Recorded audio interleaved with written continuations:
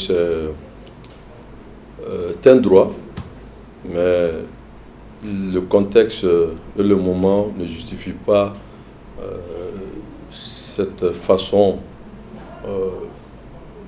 de vouloir dire qu'on est là, puisque la transition, c'est pour le Mali, et la transition, c'est une situation exceptionnelle où la charte doit clarifier ou en tout cas donner des détails à travers une feuille de route où les missions fondamentales sont connues. Il s'agit de faire la refondation de l'État, créer les conditions d'auditer la gestion de 7 ans du régime de l'ancien pouvoir et aussi permettre à notre pays d'améliorer la sécurité, reprendre le dessus sur les criminels des grands chemins et toutes sortes de crimes qui secouent notre pays à travers des groupes armés souvent non identifiés, attribués à tort même aux islamistes djihadistes.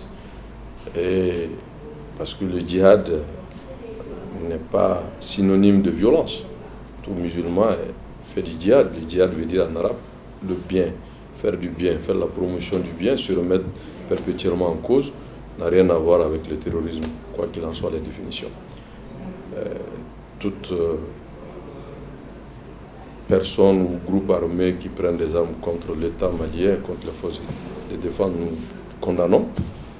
Et nous estimons aujourd'hui que les syndicats ou en tout cas tous ceux qui sont là, qui réclament des droits en disant qu'ils vont déposer des préavis de grève, moi à la place de Bandaou, je prends un décret pour interdire tout simplement pendant cette période toutes les grèves pour des raisons d'État. Il ne faut pas permettre que les gens essayent d'en abuser. Ceux qui sont en train de parler de grève, mais où ils étaient quand on réclamait le changement.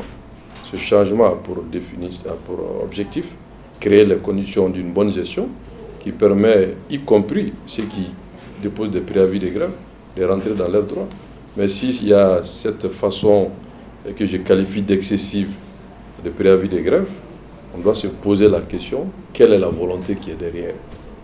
Parce que les gens ne font pas de grève quand on détournait les derniers publics, quand on demandait d'auditer la gestion de l'IBK.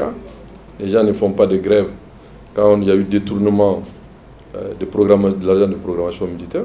Les gens ne font pas de grève quand l'argent qui a lieu à l'enseignement a été détourné. Les gens ne font pas de grève quand les élections ont été transformées en nomination. Alors aujourd'hui, on parle de grève, de préavis de grève. Dans un état de droit, ça se comprend. Mais dans une situation d'exception, il faut des mesures d'exception. Je me désolidarise de ces grèves que je qualifie d'excessives. Mais je réaffirme mon soutien à la transition. Et j'ai dit, si j'étais Bandaou, je prends un décret jusqu'à la fin de la transition pour interdire toute forme de grève allant dans le sens de remettre en cause les objectifs de la transition. Je ne parle pas de piège, je pense tout simplement qu'il fallait faire un choix. Il fallait sauver l'école, il fallait redonner confiance aux enseignants, il fallait prendre en compte aussi que les enseignants, dans leur grande majorité, vivent dans la misère, dans la précarité. Et que créer un contact, un dialogue pour les permettre de... C'est une loi. Les préavis de grève, ça c'est peut-être des revendications où le gouvernement de l'ancien régime avait promis. Mais pour les anciens, il y a une exception, parce que pour les anciens, c'était déjà une loi que l'Assemblée a votée, que le président a signé, l'ancien président, etc. Et je mettais une exception pour les enseignants. Ils sont restés pendant 5 mois avec toutes sortes de misères qu'ils ont subies. Mais n'est pas une raison que tout le monde dit, bon, si on peut faire pour les enseignants, pourquoi pas nous? Je crois qu'il faut être ferme. Il faut être ferme. Ceux qui veulent gréver, bon, ils n'ont qu'à gréver. Mais nous allons laisser personne piétiner la transition.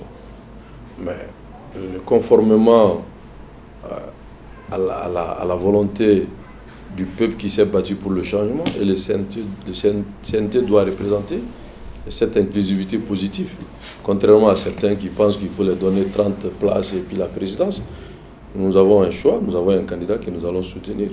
C'est pour nous, aujourd'hui, l'armée doit jouer le rôle d'arbitre dans une situation d'exception. Donc nous pensons que le colonel Diaw est un bon candidat que nous allons soutenir.